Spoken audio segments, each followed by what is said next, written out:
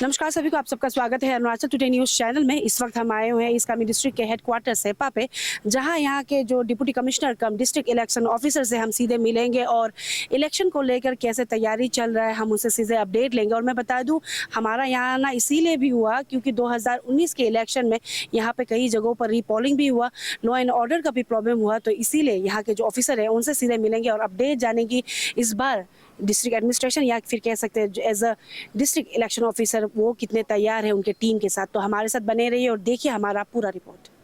Sir, सबसे पहले तो आपका स्वागत है अरुणाचल टुडे न्यूज़ चैनल में। आइए सर, आपका यहाँ पे डीसी बनने के बाद में पहली बार इंटरव्यू ले रही, ऑलरेडी पहले पोस्टिंग में ले चुकी हूँ। सर, सीधे मुद्दे पे आते हैं। सर, हम जानना चाहेंगे कि ईस्ट कामेंग कितना तैयार है इस बार 2024 के इलेक्शन को लेकर, क्योंकि हर एक बार जब इलेक्शन आता है तो इसका में काफ़ी चर्चे में रहता है, तो कितना तैयार है हम शुरुआत करना चाहेंगे ओवरऑल डिटेल से लेकर। सर, कितने वोटर्स है, कितने पोलिंग स्टेशन है, फुट मार्च वाला पोलिंग स्टेशन, ओवरऑल डिटेल बता दीजिए सर इस कामिंग को लेकर। सर, आप सभी को नमस्कार और अरुणाचल टुडे ग्रुप को भी बहुत बहुत थैंक यू कि उन्होंने समय निकाला और ईस्ट कामेंग को कवर करने के लिए ईटानगर से इतना दूर तक आए हैं। तो आपके सभी व्यूअर्स को बहुत बहुत thank you and good morning. East Kameng traditionally बहुत ही सेंसिटिव डिस्ट्रिक्ट रहा है, वेरियस रीजंस की वजह से। तो डिस्टेंस भी है, इसका ज्योग्राफिकल टेरेन भी थोड़ा डिफिकल्ट है और इलेक्शन के टाइम में और ज़्यादा सेंसिटिव हो जाता है।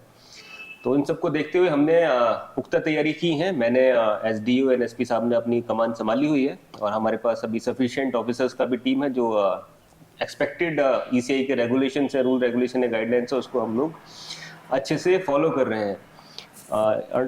ईस्ट कामेंग के बारे में बताने से ऐसा है कि हमारे पास टोटल 4 असेंबली कॉन्स्टिट्यूएंसी का इलेक्शन कराना है और हम लोग वेस्टर्न पार्लियामेंट्री में भी आते हैं। तो 4 असेंबली कॉन्स्टिट्यूएंसीज में serial number 8, AC8, AC9, AC10, AC11 है हमारे पास। तो इन सबको टोटल मिला के 48,700 प्लस वोटर होते हैं, 48,700 से ज़्यादा है। तो इसमें जो 8 AC8 बामेंग है उसमें रफली 13,960 वोटर्स हैं। 9 चयनताजों में 13,873 वोटर्स हैं और जो हमारा सेपा ईस्ट है उसमें 12,461 वोटर्स हैं और 11 में 8,408 वोटर्स हैं। इसमें सबसे अच्छी बात यह है हमारे ईस्ट कामेंग के लिए, हर चीज़ में हमको एक अच्छी चीज़ भी देखनी चाहिए। तो हमारा जो फीमेल एनरोलमेंट है वो काफ़ी अच्छा है। हमारे पास 1000 मेल के करस्पॉन्डिंग 1174 फीमेल रजिस्टर्ड हैं। तो फीमेल का नंबर जो है पर 1000 में 174 से ज़्यादा है। तो इससे पता चलता है कि जो हमारा डेमोक्रेसी है, यहाँ पर वाइब्रेंसी है वो बहुत ज़्यादा है और जो हमारा लेडीज़ लोग का एक ग्रुप है, काफ़ी सजग ग्रुप है और वो लोग भी इसमें बढ़ चढ़कर पार्टिसिपेट करते हैं वोटिंग में। हमारे जो टोटल 141 पोलिंग स्टेशन हैं पूरे डिस्ट्रिक्ट में, एसडीओ बताता हूँ, तो उसमें हम लोग ने उसका क्रिटिकल और वनरेबिलिटी असेसमेंट किया था। अभी उसको एक डायनामिक एक्सरसाइज करते रहते हैं। तो एज ऑफ टुडे हमने करीब 25 पोलिंग स्टेशंस को क्रिटिकल में रखा है और करीब 62 को नॉर्मल में रखा है और बाकी 63 को वनरेबल में रखा हुआ है। तो इसमें जो नॉर्मल है वो हम लोग उसको बोलते हैं जहाँ पर कि प्रीवियसली कोई भी लॉ एंड ऑर्डर सिचुएशन नहीं हुआ है, जहाँ पर पीसफुल वोटिंग होता है नॉर्मली, उसको टाउन एरिया में हम लोग ज़्यादा कंसिडर करते हैं, हेडक्वार्टर्स में।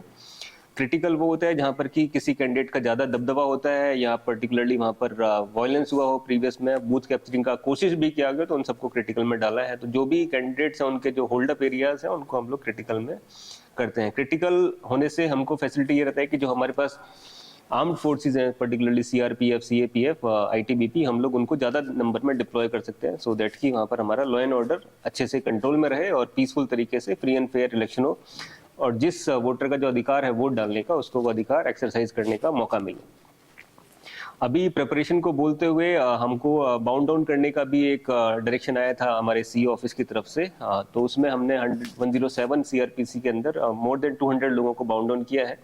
ये गुड बिहेवियर के लिए भी है और उनको एक चेतावनी भी दी गई है कि अगर उनका कभी भी इन्वॉल्वमेंट होता है तो उनके ऊपर उचित कार्रवाई की जाएगी, जिसमें 1 साल तक के लिए जेल में जाने का प्रावधान भी है। हमारे पास करीब 1331 लाइसेंसेज हैं ईस्ट कामेंग में, जिसमें से 1300 के आसपास वेपन है। कुछ 29 लोगों ने वेपन इशू नहीं कराया अपने लाइसेंस में। तो उसमें से टिल येस्टरडे 936 आर्म लाइसेंसेस और आर्म्स को जमा किया गया है। तो करीब अभी हम लोग को 400 के आसपास और करना है। तो इसमें उन लोगों का लिस्ट हमने बना लिया है और उन लोगों के घर में अभी हमारे जो बीट कांस्टेबल है, पुलिस है, उसके थ्रू हम लोग, और जो गांव बुढ़ा का स्ट्रक्चर है अरुणाचल में काफ़ी फेमस है और काफ़ी यूजफुल भी है, उसके थ्रू उन लोगों को कॉन्टेक्ट कर रहे हैं। और एज डीसी मैंने खुद ने अपना वेपन भी सबमिट किया है कुछ दिन पहले। तो और लोगों को ये भी बताता हूँ कि अगर मैंने सबमिट किया तो इट्स एसेंशियल कि आप लोग को भी सबमिट करना है। और जो लोग सबमिट नहीं करेंगे, आपके माध्यम से बताना चाहूँगा कि उन लोगों के ऊपर हम लोग कार्रवाई करेंगे आर्म्स एक्ट के अंदर, और उनका लाइसेंस भी कैंसिल करने के लिए रिकमेंडेशन होम डिपार्टमेंट को हम लोग करेंगे। हमारा जो डिस्ट्रिक्ट है काफ़ी कैश सेंसिटिव भी रहता है ईस्ट कामेंग, तो अभी तक हमने करीब 40 लाख रुपए वेरियस चेक पॉइंट्स नाका जो हमने डिस्ट्रीब्यूट से बनाए हैं SST FST के माध्यम से, करीब 40 लाख रुपए अभी तक रिट्रीव किए हैं लोगों से जो अनऑथराइजली कैरी कर रहे हैं। इसमें एक दो बार इशू भी हुआ है कि एक दो लोग का मेडिकल केस था, तो उनका उचित कार्रवाई करते हुए उनको रिलीज भी किया है। जो हमारे कानून के प्रावधान है, किसी का CMC वेल्लोर में सर्जरी था तो उसके लिए 2 लाख रुपए भी लिए टीम ने पकड़ लिए थे, लेकिन उसको फिर 3-1 दिन में हमने उसको रिलीज भी कर दिया। लेकिन बाकी सब अभी हमारे पास ही है और वो इलेक्शन पीरियड खत्म होने के बाद ही रिलीज किए जाएंगे। फिर हमारा लिकर भी काफ़ी सेंसिटिव एक चीज़ होता है इलेक्शन के टाइम में, तो अभी तक उसमें हमने करीब 1250 लीटर 1250 लीटर्स के आसपास लिकर भी डिफरेंट वेन्यू से सीज किया है। हमने करीब 15 अनऑथराइज आर्म्स भी अभी तक सीज किए हैं और उसमें 7 कार्ट्रिजेस भी थे, तो वो भी काफ़ी बड़ा एक्टिविटी है जो पुलिस ने अच्छे से किया है। इसके अलावा हम लोग जो हमारा पोलिंग पार्टी है, हमारे पास 141 पोलिंग स्टेशन है, तो उसमें जो हमारे पोलिंग पार्टी है 5 लोगों के कैलकुलेशन के हिसाब से 705 लोगों का जाने का वहाँ पर रहेगा। और इसमें हमको कुछ रिजर्व भी रखना होता है 10% 20% के अलावा। तो हमारे पास करीब 1000 पोलिंग पर्सनल, जिसमें प्रिसाइडिंग ऑफिसर, पोलिंग पर्सनल 1 2 3 4 5, इन सब के साथ हमको ट्रेनिंग कर रहे हैं। तो अभी तक हम लोग second round of training complete कर चुके हैं और थर्ड राउंड ऑफ ट्रेनिंग हम लोग नेक्स्ट वीक से स्टार्ट करेंगे। एज ऑफ टुडे उनका हैंड्स ऑन ट्रेनिंग चल रहा है, तो उस ट्रेनिंग में अच्छे से सब लोग पार्टिसिपेट कर रहे हैं। और हमारे डिस्ट्रिक्ट कमिश्नर के साथ में हमारे एक यंग ADC साहब आए हैं, हिमांशु निगम जी। उन्होंने एक इनिशिएटिव स्टार्ट किया है जिसमें ये एक मैं हूँ तैयार, तो इसमें जितने भी हमारे प्रिसाइडिंग ऑफिसर हैं, पोलिंग ऑफिसर्स हैं, उन सबका हम एक QR कोड बेस्ड टेस्ट लेते हैं, जिसमें कि एक FAQ जैसे बनाया है, तो एक मल्टीपल MCQs के हिसाब से उनका टेस्ट होता है और उसका लाइव स्कोर उन लोगों को दिखाया जाता है। तो आइडियली तो वैसे 100 में से 100 स्कोर करना चाहिए, लेकिन 80% हमने उसका पासिंग स्कोर रखा है। जिन लोगों का भी 80% से कम नंबर आता है तो उन लोगों को रीट्रेनिंग करने के लिए बोला जाता है और कराया जाता है। और रीट्रेनिंग के बाद जब तक उन लोगों का दोबारा 80% स्कोर नहीं होता है, तब तक हम लोग उनको ट्रेनिंग कराते रहते हैं, उनको बात करते रहते हैं, उनको जो मैनुअल्स हैं उनको सिखाते रहते हैं, सो दैट कि जो हमारी टीम है वो कोई भी ऐसा फॉल्ट ना करे वहाँ पर पोलिंग स्टेशन में, क्योंकि 141 पोलिंग स्टेशन में ना तो मैं जा सकता हूँ ना हमारी टीम सब जगह पहुँच सकती है। तो वो एक्सटेंडेड टीम ही हमारी जिसको वहाँ पर पोलिंग मैनेज करना है, सेक्टर ऑफिसर्स हैं, प्रिसाइडिंग ऑफिसर्स हैं। तो अभी तक हम लोग करीब 700 लोगों का टेस्ट ले चुके हैं, जिसका सब डेटा है, और उसमें से काफ़ी लोगों का अभी हम रीट्रेनिंग भी नेक्स्ट जल्दी ही स्टार्ट करेंगे, जिन लोगों का स्कोर 80% से कम था। साथ में हम लोग, जैसे मैंने बताया कि हमारा east Kameng cash sensitive district भी है, पर्टिकुलरली चयन था जो बामेंग को बोला जाए था। तो इसमें हम लोगों ने एक नया कैंपेन भी स्टार्ट किया है, जिसमें हम लोग लोगों को रिक्वेस्ट कर रहे हैं कि अपना वोट को सेल मत कीजिए। सेल बोलना बहुत अच्छी बात नहीं है, लेकिन कभी कभी एम्फेसिस देने के लिए सच्ची बात बोलनी पड़ती है। तो हमारा एक स्वीप टीम बनाया है हम लोगों ने, जो गांव-गांव जाकर लोगों से बात करते हैं और लोगों को जागरूक कर रहे हैं कि आप अपना वोट सही आदमी को दीजिए, जो आपको उचित लगता है कैंडिडेट, जो आपको डेवलप करे, जो आपके लिए school, hospital, roads, connectivity, digital connectivity, physical connectivity बनाने की बात करते हो, उनको वोट दीजिए, ना कि अपना वोट एक मोमेंटरीली जस्टिफिकेशन में आके आप उसको सेल करना है।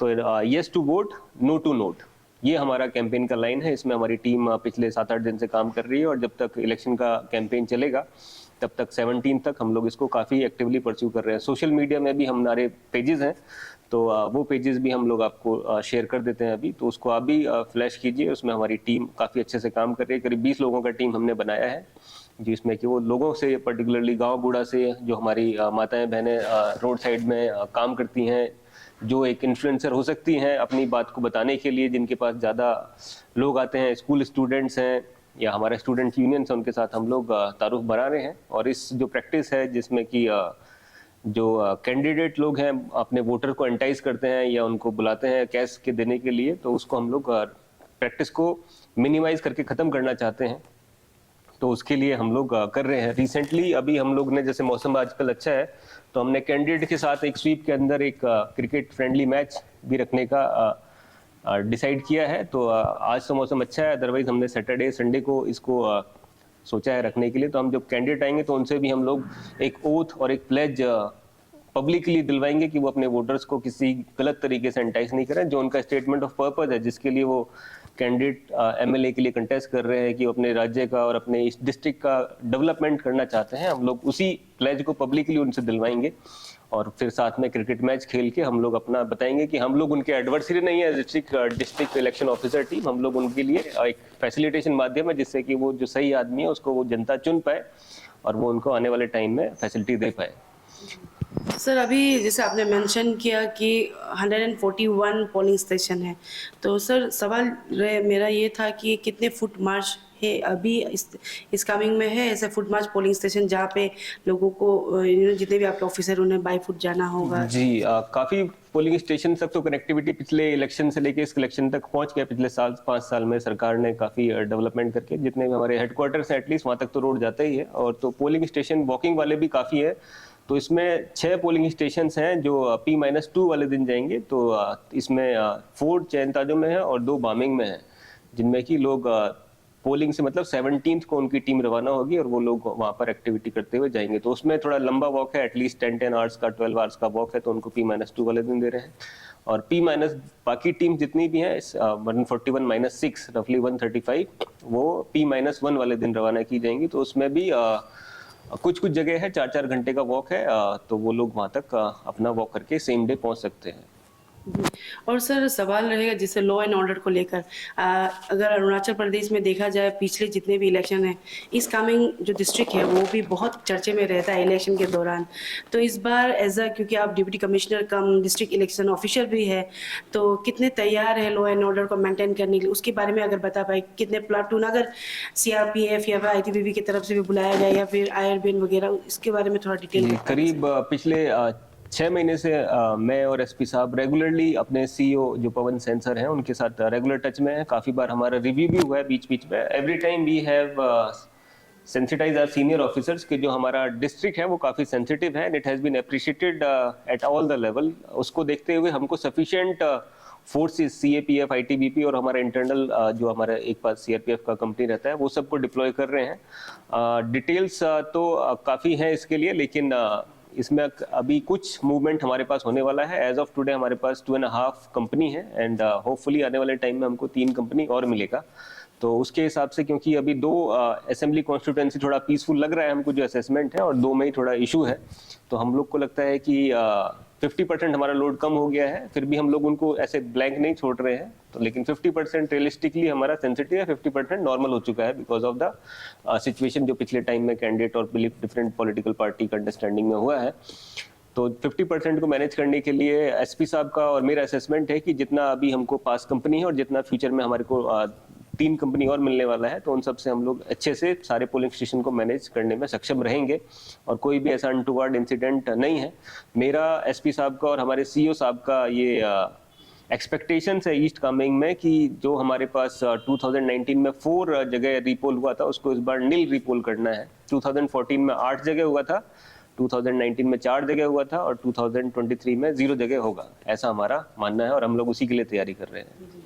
सर आखिर में ज़्यादा से ज़्यादा as a district election officer आपकी तरफ से यहाँ की जितनी भी जनता है, कह सकते हैं वोटर्स है, उनके लिए क्या मैसेज रहेगा? साथ ही साथ जितने भी कैंडिडेट्स आ रहे हैं as a MLA aspiring candidate, उनके लिए क्या मैसेज या फिर अपील रहेगा? सबसे पहले तो कैंडिडेट लोग के लिए मैसेज है कि इलेक्शन एक इम्पोर्टेंट एक्टिविटी है। सबको पता है हम लोग डेमोक्रेसी में रहते हैं, तो अपना पब्लिक रिप्रेजेंटेटिव बनना का एक सौभाग्य हर किसी को चाहिए और मिलने से सब लोग अच्छा भी पाता है और उसका वैल्यू भी है सिस्टम में और उसका एक रेस्पेक्ट भी है। लेकिन इस काम को करते में किसी लोग को चोट लगे, किसी लोग की जान चली जाए, किसी का जान माल का नुकसान हो, ऐसा आप भी नहीं चाहेंगे। तो मैं आपसे ये एक्सपेक्टेशन करूंगा कि अपने आप जो वर्कर्स हैं, आपके जो यूथ लीडर्स हैं, उन लोग को आप बार बार बताएंगे कि ऐसा नहीं करना है, जिससे कि किसी को भी सामने एडवर्सरी को भी आपके चोट लगे या कोई भी तकलीफ हो, दिल दुखे। तो आप अपना एक fair play, free and fair election जो इलेक्शन कमीशन का मैंडेट है उसके हिसाब से वोटिंग में पार्टिसिपेट कीजिए और let the best man win. जो भी अच्छा आदमी है, जिसको लोग पसंद करते हैं, उसको जीतना से अच्छा है, वो अपना डेवलपमेंट में एक्टिविटी करेगा।